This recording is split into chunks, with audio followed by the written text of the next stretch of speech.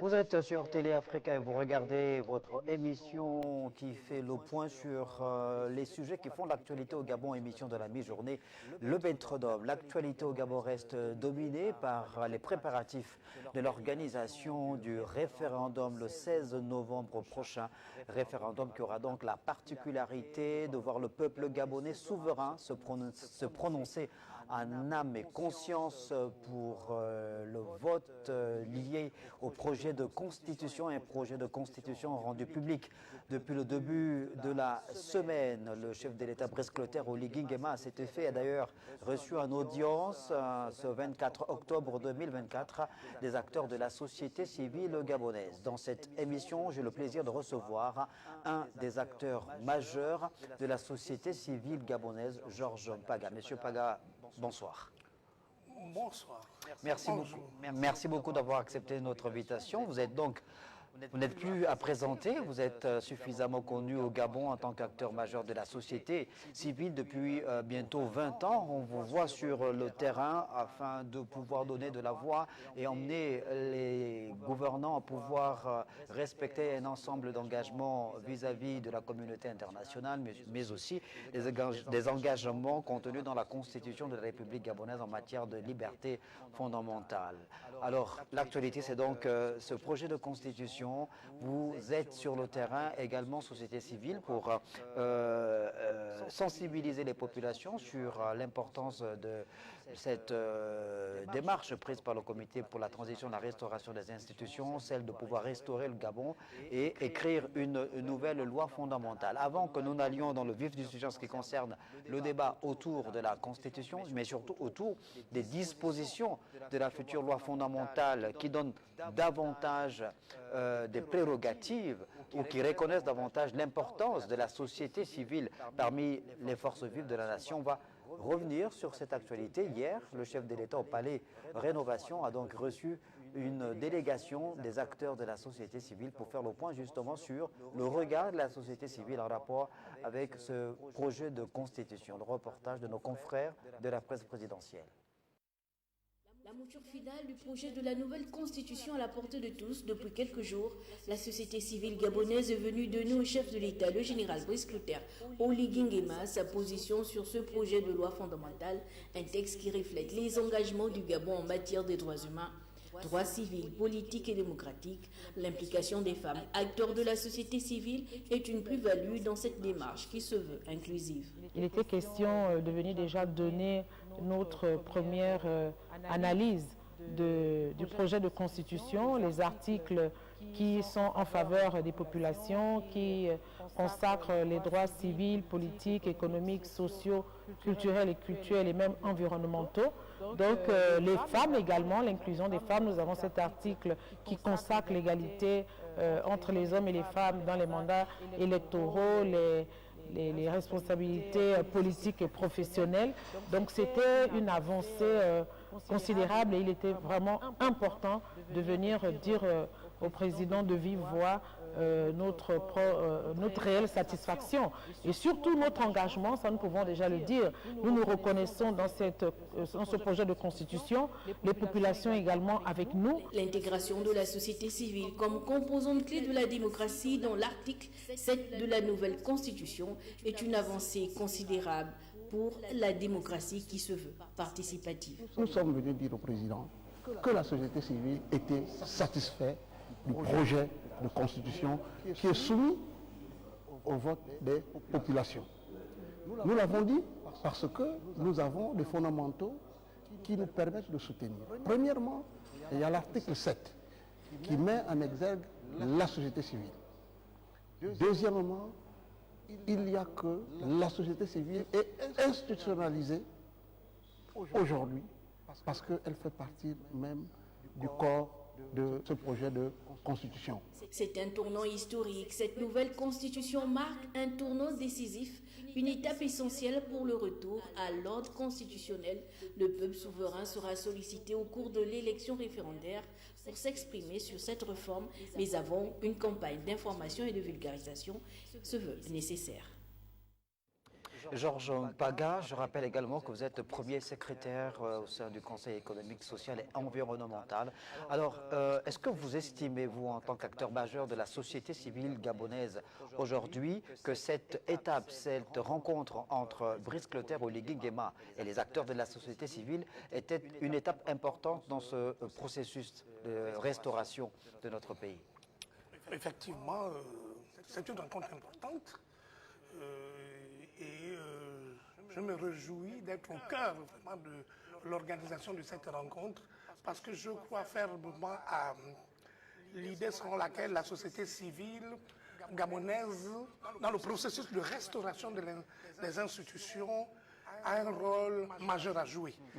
Vous savez que nous sortons d'un régime de paralysie, d'un régime où le pouvoir était monopolisé par les acteurs politiques et l'ancien régime. La société civile, qui devient vraiment un acteur important de l'expression démocratique et de la conduite dans les affaires, des affaires publiques, était mise vraiment en veilleuse, aux oubliettes. L'espace civique, donc, était verrouillé. Quand on parle de l'espace civique, on parle donc ici de la liberté de réunion, liberté d'association et la liberté d'expression. C'est un jargon spécifique aux défenseurs des droits de l'homme. C'est à partir de l'espace civique qu'on évalue le niveau de participation, d'inclusion de la société civile dans le processus de gouvernance, dans le processus politique. Alors, nous avons remarqué, donc depuis le coup de libération, vraiment cette volonté d'inclusion. Les militaires ont amené vraiment un changement de paradigme profond.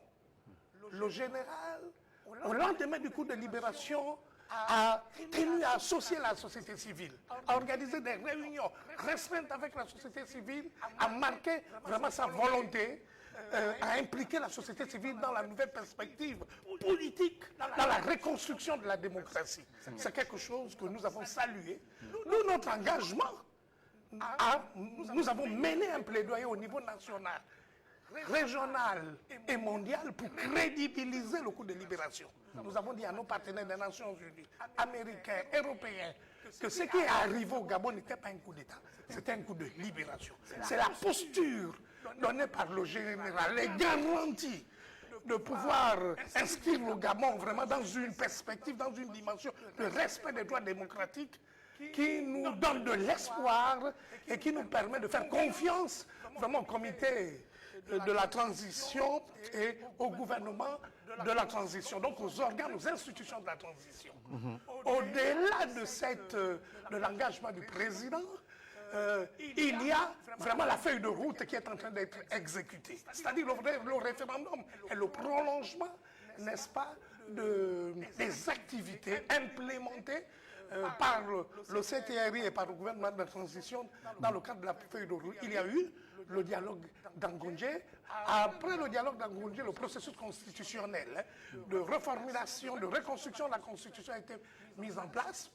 Nous avons, lorsque le premier draft de la Constitution qui est allé au Parlement a été vulgarisé, nous avons réagi, nous, en tant qu'acteurs de la société civile, nous avons porté des remarques les remarques sur un certain nombre de choses. Notamment, la remarque fondamentale était sur l'article 53. Parce que nous travaillons en tant qu'acteurs de la gouvernance internationale, en tant que participants aux ONG internationales de défense des droits de l'homme et de la démocratie. Nous sommes attachés au respect des droits civils et politiques. L'article 53 en L'article rapport avec les 53 conditions, violait, dans sa formulation initiale, les conditions violait d'éligibilité du président de la République. Oui. les dispositions du pacte international relatif aux droits civils et politiques. L'article 25 du pacte international relatif aux droits civils et politiques définit les conditions de participation politique. L'article 26 définit, dénonce, si vous voulez, met en perspective les questions de discrimination. Peut-être rappeler, peut-être pour une meilleure compréhension de la part de nos téléspectateurs, rappeler que lors de ce premier draft dont vous faites allusion, il y a certaines conditions d'éligibilité du président de la République qui excluaient certaines catégories de Gabonais, comme par exemple ceux ayant un handicap, mais également ceux ayant des parents, nés des parents, enfin qui n'avaient pas un des parents gabonais. Voilà. Oui. Donc ces dispositions étaient contraires aux standards et aux normes internationaux. Ces dispositions violaient le pacte international relatif aux droits civils et politiques ratifié par le Gabon en 1983. Ces dispositions violaient la charte africaine sur la démocratie, la gouvernance et les élections, et bien sûr la charte africaine des droits de l'homme et des peuples. Il faut savoir que nous évoluons dans un écosystème ouvert. Les populations gabonaises sont mélangées. Nous savons, le Gabon est un pays ouvert, on ne peut pas se permettre dans une constitution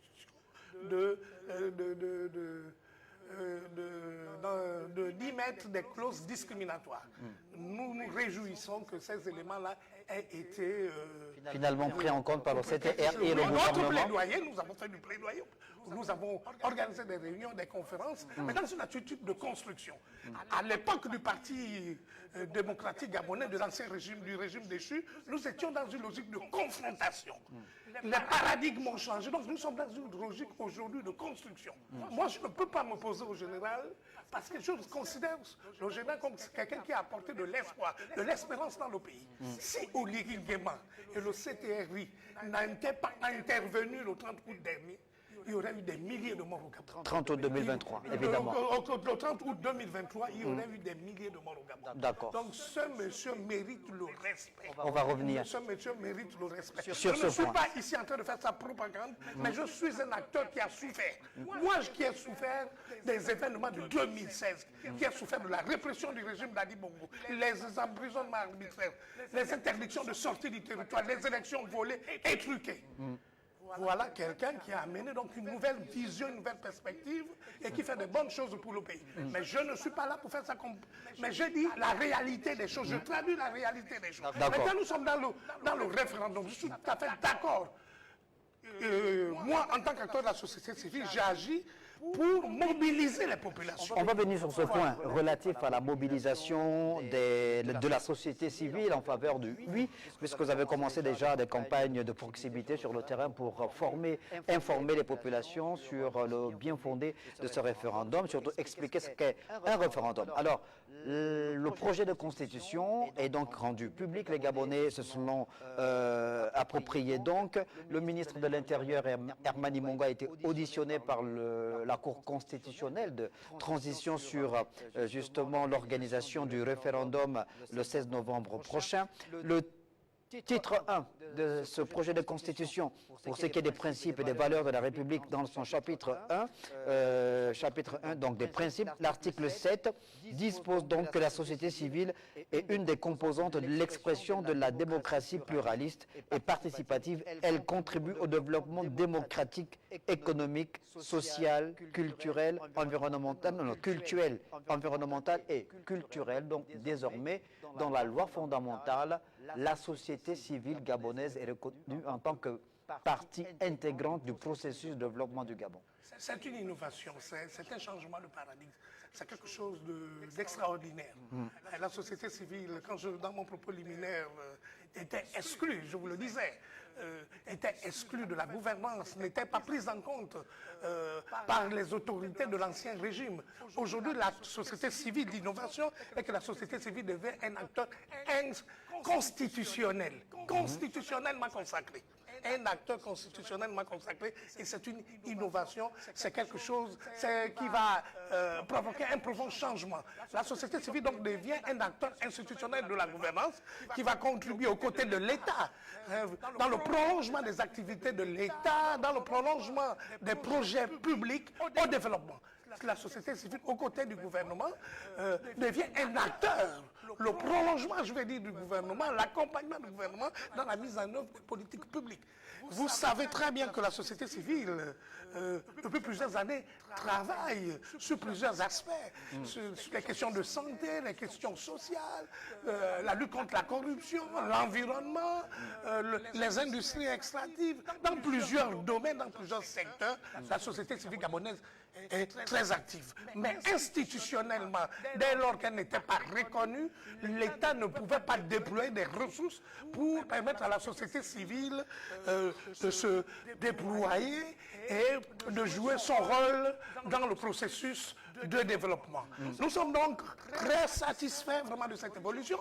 Et l'autre évolution notable, c'est le développement actuellement à l'Assemblée nationale d'un projet de loi qui a été, d'une proposition de loi qui a été soumise par le député Geoffroy Fumboula pour revoir, n'est-ce pas, révisiter la loi 3562 qui devient aujourd'hui caduque, la loi relative à l'association. Un autre projet de loi initié par le même parlementaire concerne les défenseurs des droits de l'homme. Nous avons donc fait le plaidoyer directement auprès du président de la République et qu'il a accepté que ces deux projets de loi soient votés par le gouvernement pour arrimer vraiment ces projets de loi à la Constitution. Parce que la Constitution consacre donc les libertés fondamentales, la liberté de réunion, la liberté d'association, la liberté d'expression. C'est ce qu'il y a d'important, c'est ce qui crédibilise cette réforme. On va rester sur ces aspects que vous êtes en train de développer, Georges Ompaga, justement, puisqu'on vous a vu impliqué, on l'a dit, depuis plusieurs décennies maintenant au Gabon, sur ces différentes questions que vous venez d'évoquer. Parlons de la lutte contre la corruption, par exemple. On sait que le Gabon a ratifié de conventions internationales, on sait qu'il y a des outils créés, notamment un organe dédié à la lutte contre la corruption dans notre pays, mais se pose toujours le problème justement de la transversalité entre cet organe, le ministère de la Justice, se pose toujours le problème des crimes financiers perpétrés dans notre pays, avec justement ce nouvel environnement. Est-ce que vous pensez que la société civile va davantage jouer ce rôle de digue, d'aiguillon pour aider le gouvernement à pouvoir mener des actions efficaces sur le terrain en matière de lutte contre la corruption? La première chose à faire, parce que nous sommes dans un processus de transition, c'est qu'après la transition, il faut remettre la stratégie nationale de lutte contre la corruption sur les rails. Pour mener une activité, pour mener des actions contre la corruption, il faut une stratégie. Or, au Gabon, il existe une stratégie qui a été adoptée en 2013. J'ai été quand même celui qui a porté ce combat pour le compte de la société civile. J'avais été celui qui avait été mandaté par la société civile pour lire le discours devant tout l'ancien régime. Malheureusement, faute de volonté politique, la stratégie n'a pas pu prospérer.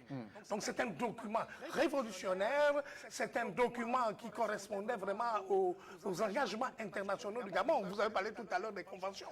La convention de référence, la convention de Mérida, la convention mondiale de lutte contre la corruption.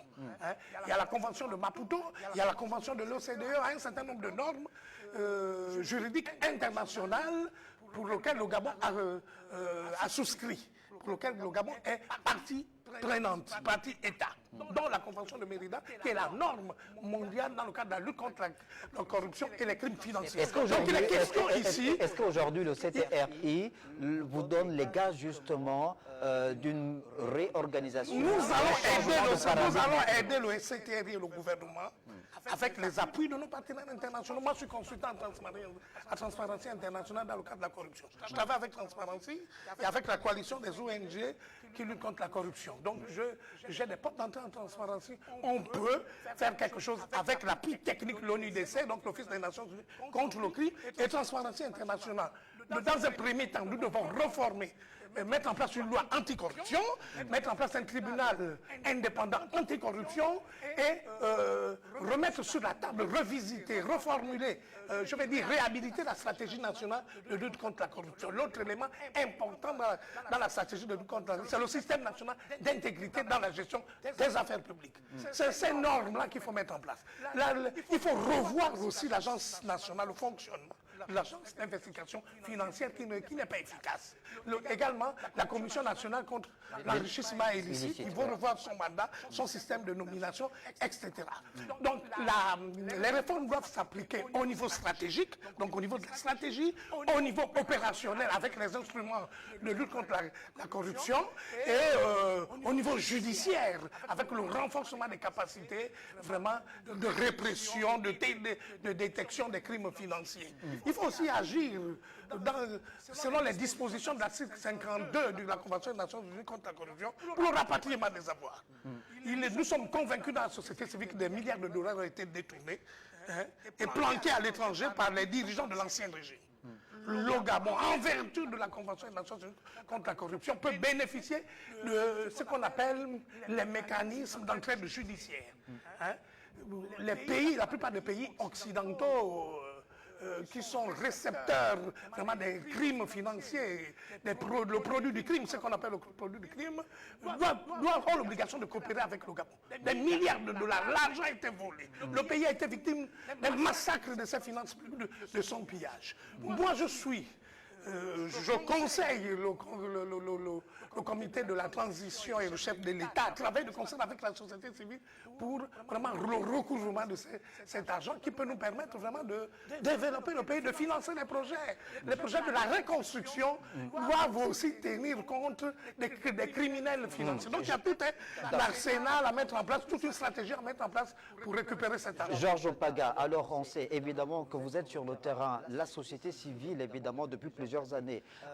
Pour ce qui est de ces aspects liés à la lutte contre la corruption, allons sur le terrain des industries extractives. Le Gabon est à nouveau membre de l'initiative pour la transparence dans le domaine des industries extractives. Il y a eu une forme d'opacité dans la gestion des fonds, dans la gestion même de l'exploitation des ressources minières dans notre pays, pour ce qui est par exemple de l'or ou du diamant.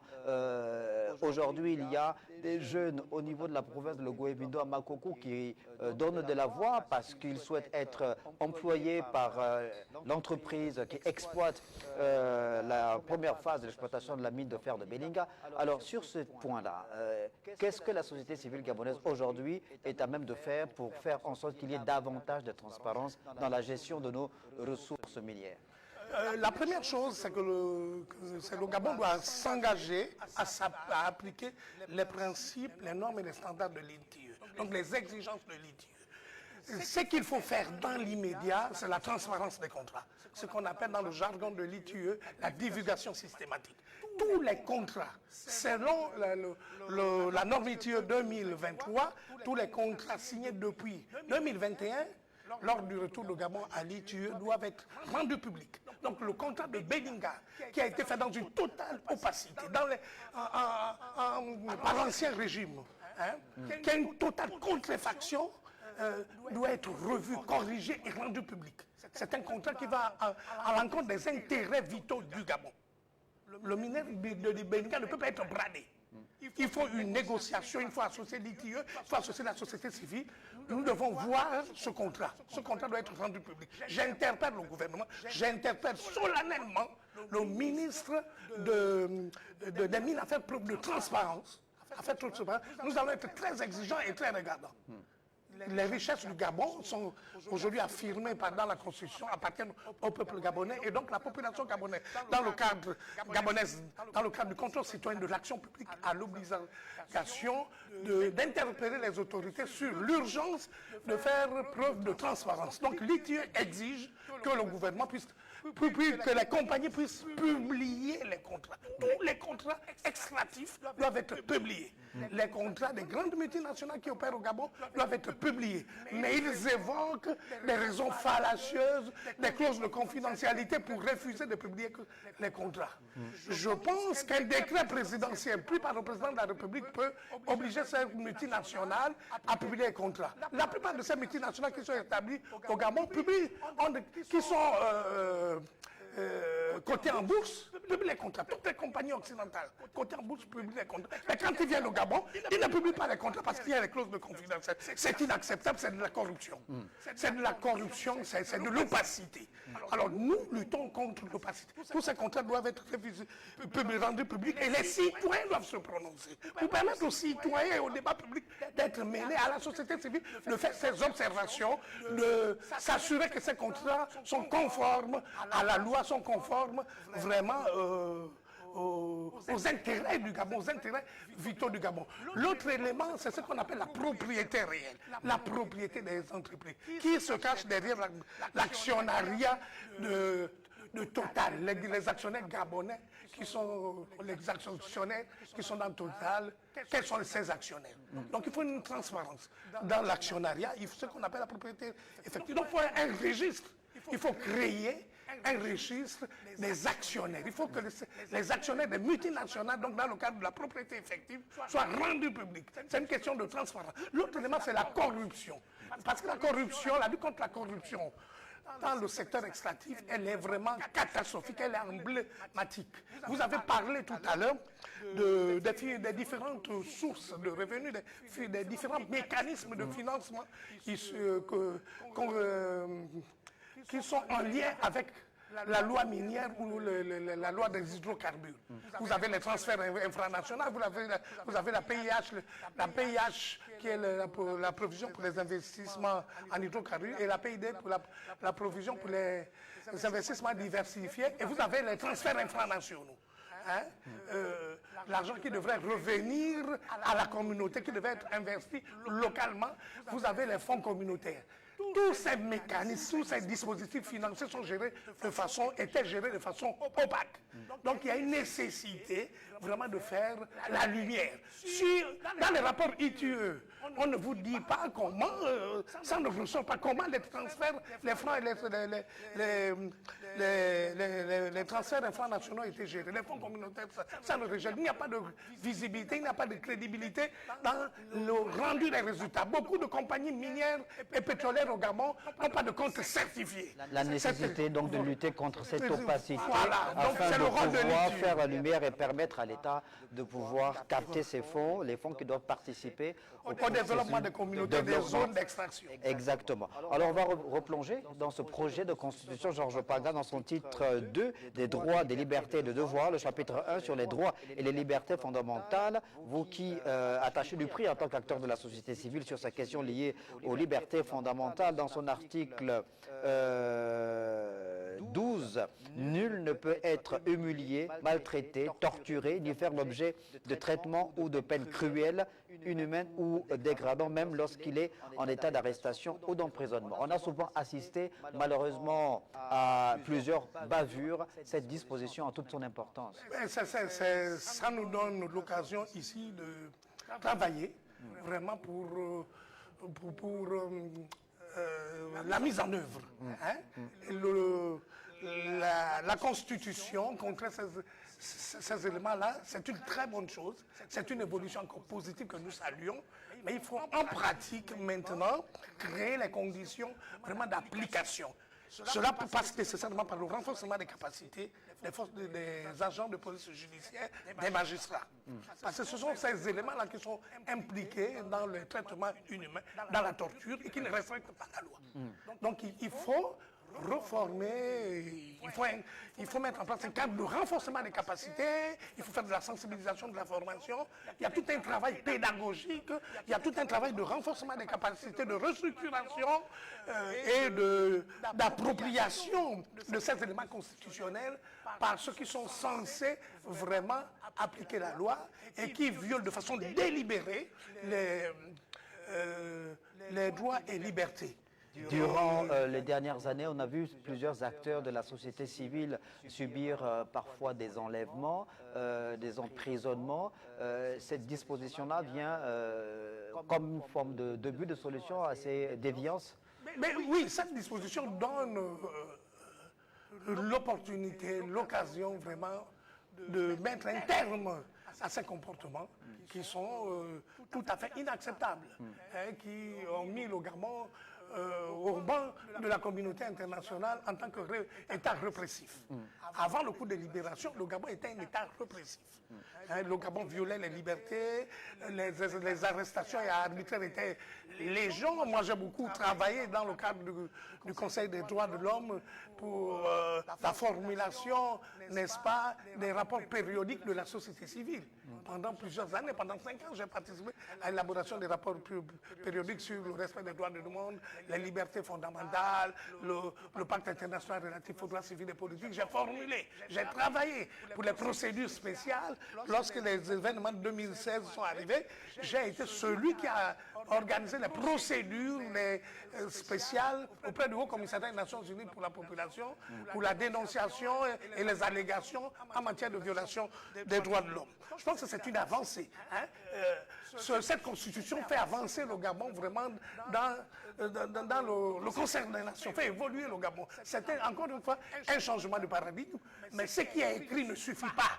Il faut donc mettre en place un programme de renforcement des capacités pour que les différents praticiens vraiment de la justice et les auxiliaires de la justice que sont les OPJ, la gendarmerie, la police, la sécurité pénitentiaire, les services du B2, les services de renseignement, la DGR, etc., puissent être formés au droit humanitaire international, puissent être formés aux droits civils et politiques, puissent être formés dans le cadre de la lutte contre la torture et les traitements dégradants, puissent comprendre la dimension même des droits de l'homme, la nécessité des droits de l'homme, de l'application des droits de l'homme par les détenteurs de l'autorité publique.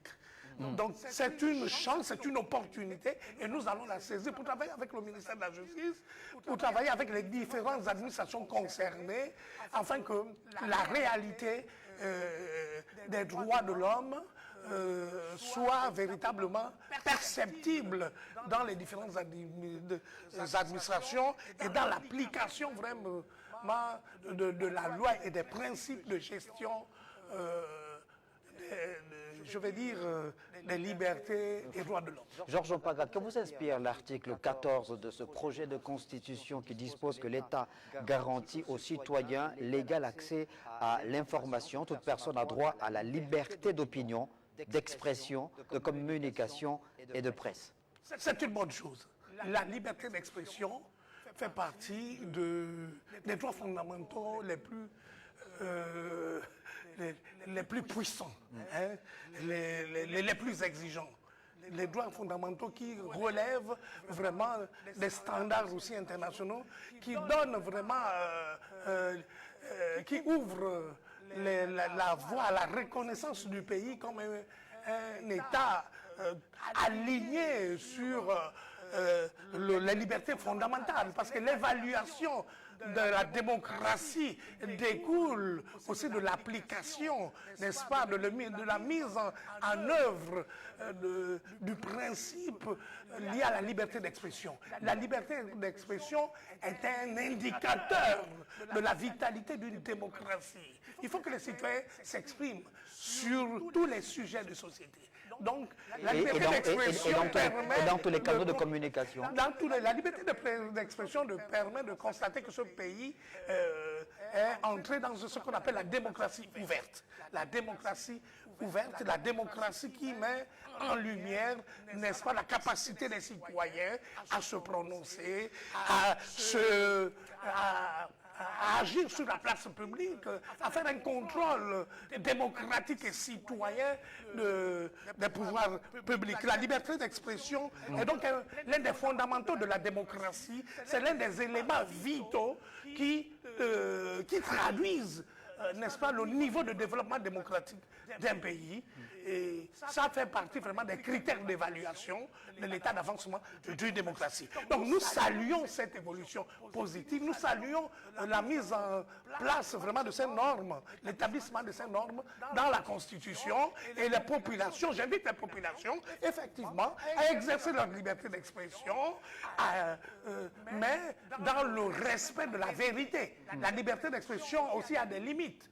Il y a des gens qui utilisent la liberté d'expression pour faire de la propagande négative, pour porter des atteintes à la dignité, à la considération des autres personnes, et qui émettent souvent parfois sur la place publique des discours haineux, des discours de mensonges, la désinformation, etc. La liberté d'expression doit être donc encadrée, la liberté d'expression doit découler aussi de la vérité. Il faut répandre des informations qui sont vérifiées, qui sont certifiées, et des informations qui sont crédibles. Georges Opaga, alors est-ce que, avec ces nouvelles dispositions, de ce projet de constitution-là, vous pensez que désormais au Gabon, l'exécutif pourrait permettre ou faciliter l'égal accès de l'ensemble de forces vives de la nation dans les médias, privés ou publics, au fait justement que cette liberté d'expression soit réelle, parce que parfois on a fait le constat que les acteurs politiques ou les membres de la société civile qui avaient un discours différent de celui du pouvoir en place étaient interdits d'accès dans les médias, par exemple. Oui, puisque la Constitution étant la même loi, les Gabonais doivent exercer tout simplement leur liberté d'expression, leur droit à la liberté d'expression. Si un gouvernement, une autorité détentrice, permettez-moi le pléonasme, détentrice de l'autorité publique, essaye de bloquer ou d'entraver l'exercice de ce droit, les citoyens doivent avoir recours aux tribunaux. La liberté d'expression, les droits constitutionnels ne se négocient pas. Les droits constitutionnels doivent être, les citoyens doivent jouir des droits constitutionnels. Ça ne fait pas l'objet de marchandage et les négociations. Ceux qui sont détenteurs de l'autorité publique ne sont que des serviteurs du peuple, des serviteurs de l'État. Ils ont l'obligation de laisser les citoyens exercer leurs droits dans le respect de la dignité de la personne humaine. Donc une autorité qui veut entraver la liberté d'expression viole les droits constitutionnels. Elle est poursuivable devant les tribunaux. Est-ce qu'aujourd'hui, cette nouvelle constitution-là donc garantit le véritable respect de l'état de droit? L'état de droit suppose évidemment que ceux qui sont en responsabilité dans la gouvernance du pays ne se sentent pas comme au-dessus de la loi. Est-ce que vous pensez que cette constitution-là, aujourd'hui... La constitution n'est pas encore votée. Dès lors qu'elle sera votée, nous pouvons l'attester. Cette constitution permet au pays, à la République, d'évoluer positivement et d'atteindre les standards d'un état de droit. D'un état de droit. La République, la démocratie au Gabon est en construction. Nous sommes dans un processus de restauration des institutions qui suppose également la reconstruction démocratique du pays, la mise à niveau des institutions, la mise à niveau des normes et standards en matière de droits de l'homme, en matière de démocratie. C'est ce qui se passe. Donc, dès lors que la Constitution sera votée, nous pourrons attester sur la base d'un certain nombre d'indicateurs, de faits réels, observables, vérifiables, que le Gabon est véritablement entré dans un changement de paradigme avec l'adoption, l'engagement constitutionnel en faveur, n'est-ce pas, de l'état de droit. Georges Opaga, la deuxième partie de l'article 15 de ce projet de constitution dispose « L'État garantit l'égal accès des femmes et des hommes aux mandats électoraux, ainsi qu'aux responsabilités politiques et professionnelles ». Il y a eu des femmes qui ont été avec vous, des actrices de la société civile, lors de cette audience accordée par Brice Clotaire Oligui Nguema, le chef de l'État, ce 24 octobre. L'égal accès des femmes et des hommes aux fonctions et aux responsabilités politiques et professionnelles, il faut que ça se traduise davantage en actes. Nous soutenons cette disposition. Nous la saluons.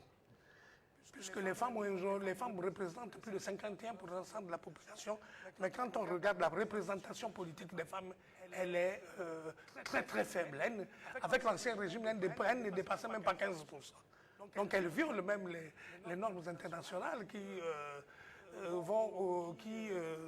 convergent pour ce niveau de représentation autour de 40-45%. Hein? C'est ce qui est préconisé par les textes internationaux auxquels le Gabon a souscrit. Malheureusement, les femmes gabonaises n'ont le pouvoir en ce qui concerne la participation, la représentation des femmes dans les organes de gouvernance et de gestion des affaires publiques était très très faible. Je me réjouis que la Constitution ait pris la mesure de cette situation, de cette discrimination, pour promouvoir une véritable égalité. Je suis pour l'égalité des femmes et des hommes dans la gestion des affaires publiques, dans la prise des responsabilités, dans la gestion même du système économique. Les femmes jouent un rôle important, mais partout dans le système de nomination, de représentation, selon les responsabilités, les mandats politiques, leur niveau de participation est faible. Il faut donc le rehausser. C'est un travail qu'il faut faire avec la société civile, qu'il faut faire avec les citoyens et avec les partis politiques. C'est une prise de conscience au niveau des institutions et nous remercions donc le CTRI et le gouvernement d'avoir compris cette nécessité parce que les femmes sont les principales forces productrices du Gabon. Elles ne peuvent pas être exclues de la décision politique, elles ne peuvent pas être exclues des institutions constitutionnelles, elles ne peuvent pas être exclues du système démocratique. Il faut donc une démocratisation, une conscientisation des acteurs et des partis politiques, une conscientisation des forces vives pour donner vraiment une place de choix aux femmes lors des futures échéances électorales. Si on peut, par exemple, entrevoir 40% de participation des femmes aux futures élections dans les différentes listes électorales, c'est toute une approche politique, une nouvelle approche politique qu'il faut maintenant concrétiser lors des prochaines élections. Le principe est affirmé dans la Constitution, mais l'application doit permettre aujourd'hui que cette discrimination soit levée et que le Gabon véritablement applique les résolutions internationales, notamment celles des Nations Unies, relativement à la participation politique des femmes. Georges Opaga, vous aviez parlé dans l'émission de la loi 3562, celle relative à la création des associations au Gabon, que le député de la transition, Geoffroy Fumboula Libeka, voudrait faire évoluer afin qu'elle puisse s'adapter au contexte actuel. Ce projet de constitution, dans son article 21, dispose que toute personne a droit à la liberté d'association, le droit de former des associations, des partis ou formations politiques, des syndicats, des sociétés, des établissements d'intérêt social ainsi que des communautés religieuses est garanti à tous. Tout comme la liberté d'expression, la liberté d'association fait partie des droits fondamentaux de l'espace civique. Je vous disais dans mon propos liminaire que l'évaluation, n'est-ce pas, du respect des libertés fondamentales découle de trois droits. Le droit d'expression, le droit de réunion pacifique et le droit d'association. C'est ce que nous appelons l'espace civique. Donc, nous sommes tout à fait d'accord. Et nous travaillons comme un accord avec les députés pour reformer, n'est-ce pas, la loi 3562 qui est devenue aussi aujourd'hui caduque, avec des dispositions qui sont totalement inadaptées à la gouvernance mondiale. Cette loi découle de l'urgence parce que le Gabon évolue, comme je vous le disais, dans un écosystème international qui donne une place importante dans la gouvernance mondiale aux organisations de la société civile. La norme internationale de la gouvernance des ONG aux Nations Unies, c'est ECOSOC. Et que le Conseil économique et social des Nations Unies, c'est ECOSOC, également Conseil économique et social de l'Union africaine. Donc cela montre clairement que la société civile a un rôle important. Sur des questions critiques aujourd'hui, liées au changement climatique, les questions environnementales, les questions de droits de l'homme, la lutte contre la corruption, les plus grandes organisations qui impulsent la gouvernance mondiale, le leadership mondial, sont des organisations de la société civile. Or, la loi 3562 est une loi archaïque qui date des années de l'indépendance. Il faut permettre à cette loi d'évoluer pour permettre à la société civile d'affirmer. Il faut aligner cette loi également à la Constitution, à la norme principale, je vais dire à la mère des lois, qui reconnaît aujourd'hui le rôle important, central de la société civile dans la gouvernance, dans le suivi des politiques publiques et dans le contrôle citoyen de l'action publique. Donc c'est une évolution également positive à mettre à l'actif, n'est-ce pas, les autorités de la transition. Et j'ai plaidé hier auprès du président de la République pour que cette loi, et j'ai eu d'ailleurs la chance d'être le expert convoqué par le comité ad hoc du Parlement pour expliquer la nécessité, n'est-ce pas, de reformer cette loi et ce qui est nécessaire à faire pour que cette loi puisse évoluer. Il est question également de comprendre que la société civile, étant donc un acteur constitutionnel, l'État doit mettre les moyens nécessaires. Nous avons plaidé pour un fonds de développement de la société civile et potentiellement 1% du budget de l'État devait être versé à la société civile. La société civile, c'est les églises, c'est les communautés. La société civile, c'est les femmes, c'est les jeunes. La société civile, c'est tous les acteurs non étatiques, les ONG, les associations, toute la panoplie d'acteurs non étatiques qui interviennent à la base, les femmes du marché, etc. Les orpailleurs, les gens qui travaillent dans la forêt, tous les gens qui se déploient tous les jours pour améliorer les conditions de vie des propriétaires. C'est cela la société civile. Si on peut mettre 1% du budget de l'État, cela permettra vraiment un développement, un accompagnement significatif de la société civile, du travail des pouvoirs publics. J'ai milité également pour la mise en place d'un fonds spécial de 5 milliards. Au Sénégal, il y a un fonds de développement de la société civile. Un fonds de développement de 5 milliards. Il faut un fonds de développement. Il y a un fonds pour les partis politiques, il y a un fonds pour les syndicats, mais il faut un fonds de la société civile. Qui sera éligible, selon les conditions qui seront établies, les TDR seront bien sûr élaborés pour permettre l'accessibilité à ce fonds. Il appartient à l'État d'appuyer les différents segments, les différentes parties prenantes de la gouvernance. Étant donné que la société civile est un acteur constitutionnel de la gouvernance, il faut lui donner les moyens de son déploiement, les moyens de participer. Vous avez parlé aujourd'hui de l'industrie extractive. Il y a plus de 10 000 orpailleurs clandestins. Il faut réorganiser le système de l'orpaillage au Gabon, par exemple. C'est la société civile qu'il faut le faire. Dans l'environnement, la société civile travaille. Le Gabon doit avoir des ambitions.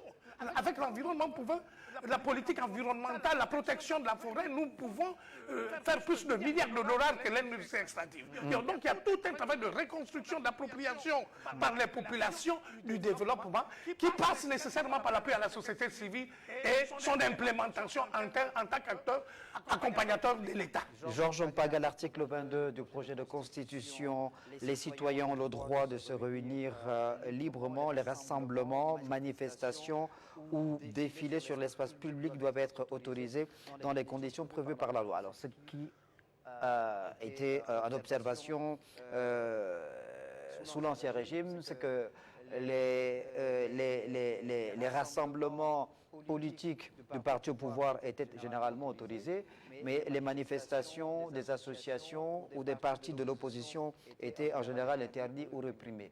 Moi, je milite pour un allègement lorsque les conditions prévues par l'ordre seront détaillées. Seront détaillées par le ministère de l'Intérieur. Je milite pour un allègement, pour une simple déclaration. Je suis pour la liberté. Les libertés on ne demande pas à une autorité d'exercer une liberté. La liberté se vit, la liberté elle est constitutionnellement consacrée. La liberté de réunion, elle est constitutionnelle aujourd'hui. Donc il faut permettre aux citoyens d'exercer cette liberté. Il appartient aux autorités d'encadrer. Lorsque un parti politique ou un citoyen veut manifester, l'autorisation doit lui être donnée. Il faut lui donner cette autorisation. Il faut tout simplement aux forces de défense et de sécurité de procéder à l'encadrement. Maintenant, s'il y a des débordements, s'il y a des cas, s'il y a des violences, les organisateurs répondent de leurs actes devant la loi, mais le principe doit être la déclaration et l'autorisation. Moi, je suis je suis pour l'exercice, vraiment pour une gouvernance ouverte. On va terminer sur ces deux points. Un, en rapport direct avec le projet de constitution, l'article 25, la famille est la cellule de base naturelle de la société.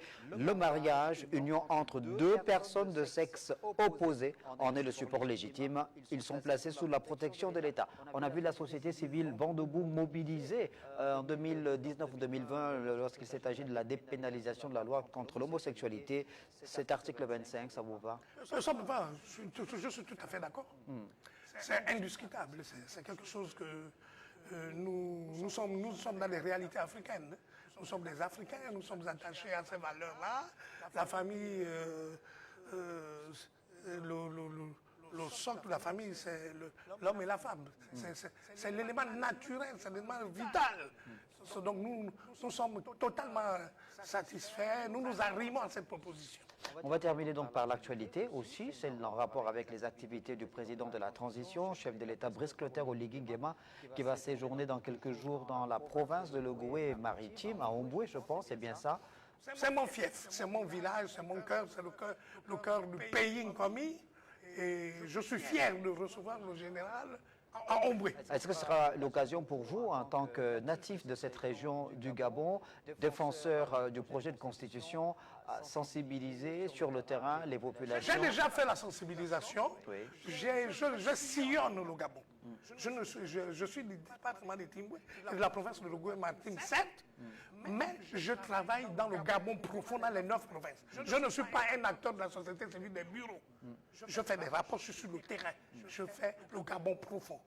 Je fais la promotion de la gouvernance inclusive qui a démarré depuis le 30 août 2023 sur le terrain. Je fais la promotion de cette gouvernance. Je ne passe difficilement dans les médias depuis quelques années, depuis quelques mois, mais je suis un homme de terrain.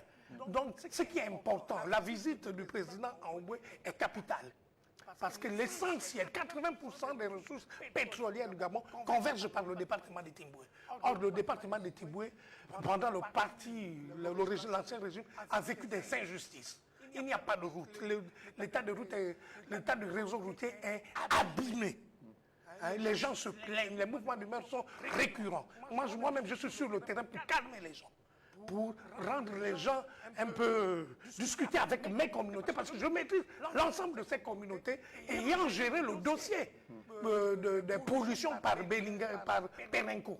C'est Georges Mpaga qui a géré ce dossier et qui a eu le mandat de plus de 6 000 ressortissants, 6 000 habitants de Timboué par rapport aux pollutions, parce que les pollutions ont généré vraiment des désastres environnementaux de grande ampleur en Timboué, avec des effets collatéraux en matière de santé, de dégradation des écosystèmes, des déplacements de populations. Voilà, d'appauvrissement des populations, et surtout beaucoup de pêcheurs ont vu leur rendement, leurs revenus baisser du fait que les ressources halieutiques ont été affectées par les pollutions.